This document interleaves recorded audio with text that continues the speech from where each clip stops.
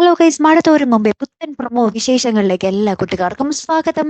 അങ്ങനെ നമ്മുടെ വൈജയന്തി നമ്മുടെ ഹരിനോടും രോഹിത്തിനോടും അവിടെ ഉണ്ടായ സംഭവങ്ങളൊക്കെ തുറന്ന് പറയുകയാണ്. കാരണം നമ്മുടെ അലീനയ്ക്ക് ബോധം വന്നതും അലീന പോലീസിന് മൊഴി കൊടുത്തതുമായിട്ടുള്ള എല്ലാ കാര്യങ്ങളും നമ്മുടെ രോഹിത്തിനെയും ഹരിയെയും അറിയിക്കുകയാണ്. അപ്പം നമ്മുടെ ഹരിയുടെയും രോഹിത്തിൻ്റെയും പേര് ഇതുവരെ അലീന പറഞ്ഞിട്ടില്ല കേട്ടോ. അപ്പം നമ്മുടെ ഹരിയും നമ്മുടെ രോഹിത്തും ഭയങ്കര പേടിച്ച് ഇങ്ങനെ ഇരിക്കുവാണ്. എന്തായാലും അവൾ മരിച്ചിട്ടില്ലല്ലോ, അപ്പം എന്തായാലും കൊലപാതക കേസ് വരില്ല എന്ന് പറയുന്നുണ്ട്.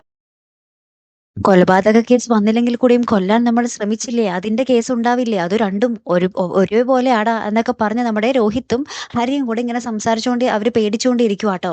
അപ്പുറത്ത് പിന്നെ നമുക്ക് കാണുവാൻ സാധിക്കും നമ്മുടെ മനുവും ബാലചന്ദ്രനും ഹോസ്പിറ്റലിലുണ്ട്. അപ്പോൾ അവിടേക്ക് പോലീസ് വരുന്നുണ്ട്. ശേഷം നമ്മുടെ അലീനയുടെ മൊഴി എടുക്കുന്നുണ്ട്. നമ്മുടെ പോലീസ് മൊഴി എടുത്തു കഴിഞ്ഞ് നമ്മുടെ പോലീസ് ബാലചന്ദ്രന്റെ അടുത്ത് ഈ നടന്ന കാര്യങ്ങളൊക്കെ വിശദീകരിക്കുന്ന ഒരു നിമിഷങ്ങൾ തന്നെയാട്ടോ കൂട്ടുകാരെ നമുക്ക് കാണുവാൻ സാധിക്കുന്നത്. അപ്പൊ ഇനി എന്തൊക്കെയാകും അവിടെ സംഭവിക്കാൻ പോകുന്നതല്ലേ. അപ്പൊ നമ്മുടെ ബാലചന്ദ്രൻ പറയുന്നുണ്ട്, എടാ ഇതൊന്ന് കഴിയുന്നത് വരെ നീ എൻ്റെ ഒപ്പം നിൽക്കണേ എന്ന് നമ്മുടെ മനുവിൻ്റെ അടുത്ത് പറയുന്നുണ്ട്. ഇനി കറങ്ങിത്തിരിഞ്ഞ് ഈ കേസെങ്ങാനും എന്താ പറയുക ആരുടെ തലയിൽ വന്ന് വീഴും എന്നതാണ് നമുക്കിനി അറിയേണ്ടതല്ലേ. കാത്തിരുന്ന് തന്നെ കാണാട്ടോ. അടുത്തൊരു വീഡിയോയുമായി വരുന്നത് വരയ്ക്കും ഗുഡ് ബൈ.